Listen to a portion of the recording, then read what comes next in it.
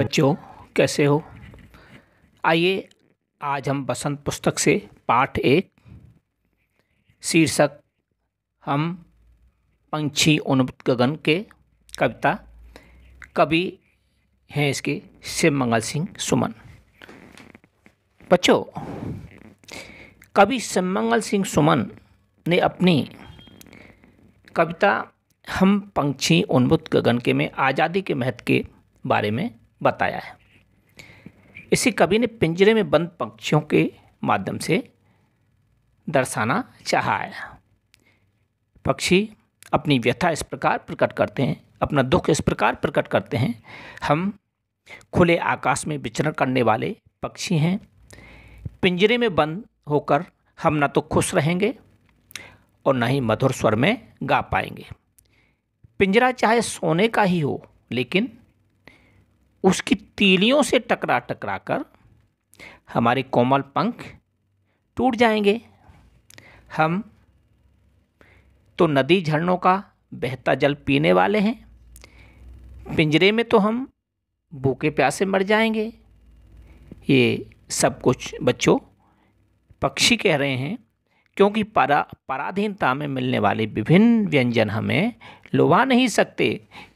यानी कि अगर हम परतंत्र रहेंगे तो हमें विभिन्न प्रकार के अगर व्यंजन दिए जाएं तो वे हमें नहीं लुभा नहीं सकते हैं। सोने की कटोरी में रखी मैदा की अपेक्षा तो हमें नीम की कड़वी नवोरियाँ खाना अधिक अच्छा लगता है। परतंत्रता रूपी सोने के पिंजरे में रहकर तो हम अपनी उड़ानें ही भूल गए हैं। आगे कवि ये कहना चाहता है कि पेड़ की सबसे ऊंची टहनी के छोर की कोमल पत्तियों के पास बैठकर झूलने की बात तो केवल स्वप्न बनकर रह गई है। उड़ते उड़ते आकाश की ऊंचाइयों को पाने की चाह तो सब व्यर्थ हो गई है। अपनी लाल चोंच से तारों को अनार के दानों की भांति चुगने का अरमान तो हमारे मन में ही रह गया है। पक्षी अपनी इच्छा बताते हैं कि यदि हम स्वतंत्र होते तो अपने इन नन्हे नन्हे कोमल पंखों से उड़ते उड़ते या तो क्षितिज तक पहुंच जाते या हमारा प्राणांत हो जाता, यानी कि हमारी मृत्यु हो जाती। अंत में पक्षी अपनी इच्छा व्यक्त करते हैं कि भले ही रहने के लिए एक हौसला मत दो, टहनी का सहारा भी तोड़ डालो, लेकिन यदि ईश्वर ने हमें पंख दिए हैं तो हमारी उड़ान में विघ्न मत डालो, हमें स्वतंत्र उड़ने दो। पक्षी हमेशा स्वतंत्र रहना चाहते हैं। बच्चों, आइए कवि का जीवन परिचय जान लेते हैं, जो कि इस प्रकार से है। शिवमंगल सिंह सुमन का जन्म 5 अगस्त 1915 को उत्तर प्रदेश के उन्नाव में हुआ था। इनके द्वारा रचित विभिन्न काव्य संग्रह लिखे गए हैं, जिनमें है हिल्लोल, जीवन के गान, युग का मोल, मिट्टी की बारात आदि। इनको कई पुरस्कार भी मिले। इनके द्वारा रचित साहित्य हिंदी साहित्य के लिए अमिट रहेगा और सदैव ही प्रेरणा देता रहेगा। ये कवि, लेखक और अध्यापक रहे हैं। इनकी मृत्यु 27 नवंबर 2002 में उज्जैन मध्य प्रदेश में हुई। ये कुशल कवि के रूप में कार्य करते हुए सद्गति को प्राप्त हुए। आइए बच्चों, अब हम कविता प्रारंभ करते हैं, जो इस प्रकार से है। हम पंछी उन्मुक्त गगन के, हम पंछी उन्मुक्त गगन के पिंजरबद्ध न गा पाएंगे, कनक तीलियों से टकराकर पुलकित पंख टूट जाएंगे, पुलकित पंख टूट जाएंगे। आइए बच्चों, अब हम कठिन शब्द पढ़ते हैं। पंछी पक्षी, उन्मुक्त आज़ाद, गगन आसमान, पिंजरबद्ध होता है पिंजरे में बंद, कनक होता है बच्चों स्वर्ण सोने की, तीलियां सलाखें, पुलकित यानी कि कोमल। आइए अब हम इसका भावार्थ जानते हैं। कवि कहता है कि पिंजरे में बंद पक्षियों का कहना है कि हम खुले आकाश में विचरण यानी कि घूमने वाले पक्षी हैं। विचरण कहते हैं घूमने वाले हैं, पक्षी हैं। हम पिंजरे में बंद होकर नहीं रह सकते। सोने के पिंजरे की सलाखों से टकरा टकरा कर, सोने के पिंजरे की सलाखों से टकरा टकरा कर हमारे कोमल पंख टूट जाएंगे। वास्तव में कवि ने पक्षियों के माध्यम से स्वतंत्रता के महत्व को दर्शाना चाहा है कि स्वतंत्रता का कितना महत्व होता है। पक्षियों की भांति मनुष्य भी परतंत्रता का जीवन नहीं जी सकता है। पक्षियों की भांति अगर मनुष्य को भी परतंत्रता में रखा जाए तो वो भी जीवन नहीं जी सकता। बच्चों आइए कविता का अगला अंश पढ़ते हैं। हम बहता जल पीने वाले, हम मर जाएंगे भूखे प्यासे। हम बहता जल पीने वाले, हम मर जाएंगे भूखे प्यासे। कहीं भली है कटिक नबौरी, कनक कटोरी की मैदा से। कहीं भली है कटुक नबौरी, कनक कटोरी की मैदा से। आइए बच्चों अब हम कठिन शब्द जानते हैं। बहता जल, नदी झरनों का जल जो बहता रहता है, आगे बढ़ता रहता है। भूखे प्यासे, बिना कुछ खाए पिए। कटुक कहते हैं कड़वी। निबोरी, नीम के पेड़ का फल। कटोरी होता है बच्चों एक प्रकार का बर्तन, जो हम खाना खाते हैं तो उसमें सब्जी वगैरह, खीर वगैरह है, कोई भी हम चीज़ हम उसमें रख सकते हैं। आइए अब हम इसका भावार्थ जानते हैं। कवि पक्षियों के माध्यम से कहना चाहता है, कवि पक्षियों के माध्यम से कहना चाहता है कि हम तो नदी झरनों का बहता जल पीने वाले हैं। हम पिंजरे में बंद रहकर भूखे प्यासे मर जाएंगे। हम पिंजरे में बंद रहकर भूखे प्यासे मर जाएंगे। इस सोने के पिंजरे में, सोने की कटोरी में रखे मैदा की अपेक्षा नीम के पेड़ की कड़वी नबोरियाँ खाना हमें अधिक अच्छा लगता है। यानी कि जो पक्षी हैं वो सोने के पिंजरे में अगर उनको बंद कर दिया जाए, और सोने की कटोरी में उनके लिए खाने के लिए दिया जाए, तो कह रहे हैं कि हमें वो स्वीकार नहीं है। हम तो क्या है, नीम के पेड़ पर लगने वाला, जो नीम के पेड़ का जो फल, कड़वा फल है, हम उसको खाना अधिक अच्छा समझते हैं।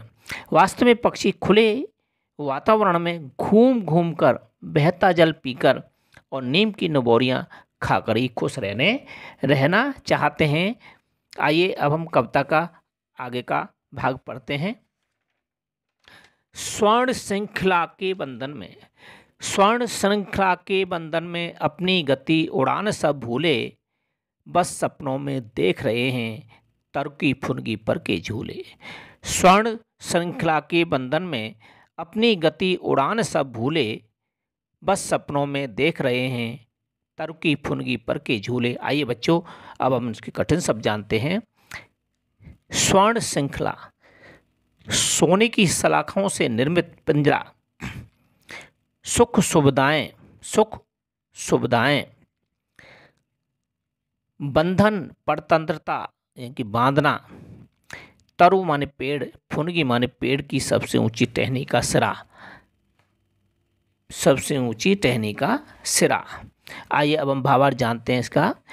कवि पक्षियों के माध्यम से कहना चाहता है कि सोने की सलाखों से, कवि पक्षियों के माध्यम से कहना चाहता है कि सोने की सलाखों से निर्मित यानी कि बना हुआ पिंजरे में रहकर तो हम अपनी उड़ान व उसकी गति भी भूल गए हैं।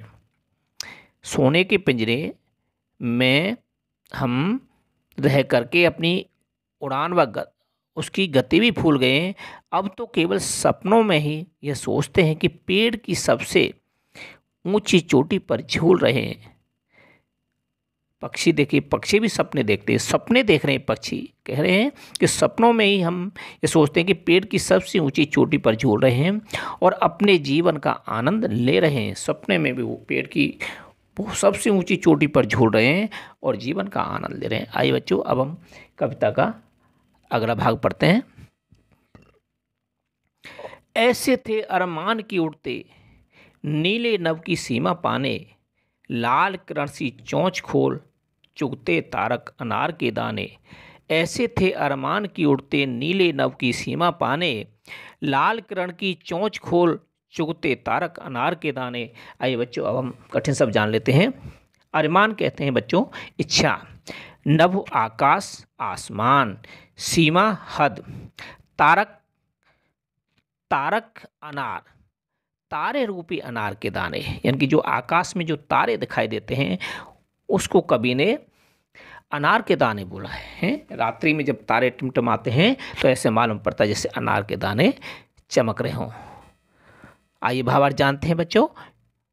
कवि पक्षियों के माध्यम से कहना चाहता है कि पिंजरे में बंद पक्षी कहते हैं कि हमारी ऐसी इच्छा है कि उड़ते उड़ते नीले आकाश की सीमा को छू लें व अपनी लाल किरणों सी चोंच से अनार के दानों रूपी आसमान के तारों को चुग लें। कवि कहता है कि वो उड़ते उड़ते नीले आकाश की सीमा को छू लें व अपनी लाल किरणों सी चोंच से, कौन सी लाल किरणों सी हैं, चोंच कैसी बताइए, लाल किरणों सी चोंच से अनार के दानों रूपी आसमान के तारों को वो चुग लें। आइए बच्चों कब तक का अगला अंश पढ़ते हैं। होती सीमाहीन चित्त से इन पंखों की होड़ा होड़ी, या तो क्षितिज मिलन बन जाता या तंती सांसों की डोरी। बहुत सुंदर कवि ने लिखा है बच्चों। होती सीमाहीन क्षितिज से इन पंखों की होड़ा होड़ी, या तो क्षितिज मिलन बन जाता या तंती सांसों की डोरी। बच्चों आइए अब हम इसके कठिन शब्द जान लेते हैं। सीमाहीन, जिसकी कोई निश्चित सीमा नहीं है, असीम है, जिसकी कोई सीमा नहीं है। होड़ा होड़ी, एक दूसरे से आगे बढ़ने की चाह इच्छा। तंती सांसें, मृत्यु के समान टूटती सांसें हैं, मृत्यु के समान टूटती हुई सांसें। आइए बच्चों अब हम इसका भावार्थ जानते हैं। पक्षियों के माध्यम से कवि कहना चाहते हैं कि आसमान की ऊंचाइयों को छूते हुए, कि आसमान की ऊंचाइयों को छूते हुए उनके पंखों में इस प्रकार होड़ लग जाती है। जब वो उड़ते हैं तो इस प्रकार से, जब पक्षी ग्रुप में चलते हैं या अकेले चलते हैं तो उनको होड़ लग जाती है। क्या कि उड़ते उड़ते या तो वे क्षितिज कहते हैं बच्चों, जहाँ धरती और आसमान मिलते हुए दिखाई देते हैं, को पा जाते हैं, या अपने प्राण गमा, यानी कि प्राण चले जाना, अपने प्राण गंवा देते हैं। यानी कि यहाँ है कि पक्षी उस आकाश की सीमा को, सीमाहीन, यानी कि जिसकी कोई सीमा नहीं है, सीमाहीन रहे, जिसकी कोई सीमा नहीं है, ऐसी क्षितिज को वो नापने के लिए निकल जाते हैं। और वो इतना निकल जाते हैं उड़ते उड़ते, या तो वे क्षितिज हैं जहाँ धरती और आसमान मिलते हुए दिखाई देते हैं, उसको पा लेते हैं, पा जाते हैं, या फिर पा नहीं जाते तो अपने प्राणों को गंवा देते हैं। इस प्रकार से वो उसमें उड़ते हैं। आइए बच्चों अब हम कविता का अगला भाग पढ़ते हैं। नीड न दो चाहे टहनी का। आगे कहते हैं कवि, नीड न दो चाहे टहनी का, आश्रय छिन्न भिन्न कर डालो, लेकिन पंख दिए हैं तो आकुल उड़ान में विघ्न न डालो। नीड न दो चाहे टहनी का, आश्रय छिन्न भिन्न कर डालो, लेकिन पंख दिए हैं तो आकुल उड़ान में विघ्न न डालो। आइए बच्चों अब हम इसके कठिन शब्द जानते हैं। नीड कहते हैं बच्चों घोंसला को, आश्रय होता है सहारा, और छिन्न भिन्न कहते हैं नष्ट भ्रष्ट, यानी कि उनको नष्ट करना, खराब कर देना है। आकुल उड़ान, ये उड़ने की अधीरता।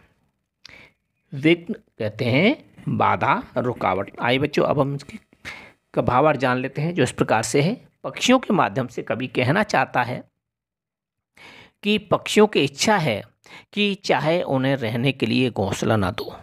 पक्षी क्या कह रहे हैं कि पक्षियों की इच्छा है कि चाहे उन्हें रहने के लिए घोंसला ना दो, घोंसला मत दो। टहनी यानी कि पेड़ की डाली का आश्रय सहारा भी ना दो, हैं, पेड़ की डाली का सहारा भी ना दो, पेड़ की डाली भी तोड़ डालो, हैं, लेकिन ईश्वर ने हमें पंख दिए हैं तो हमारी उड़ान में बाधा ना डालो। लेकिन इतना ज़रूर करो कि ईश्वर ने हमें जो पंख दिए हैं ना, तो हमारी उड़ान में बाधा ना डालो, हमें स्वतंत्र रूप से उड़ने दो, हमें स्वतंत्र रूप से उड़ने दो, हमारी स्वतंत्रता में विघ्न न डालो। बच्चों, आज की कविता में इतना ही। धन्यवाद।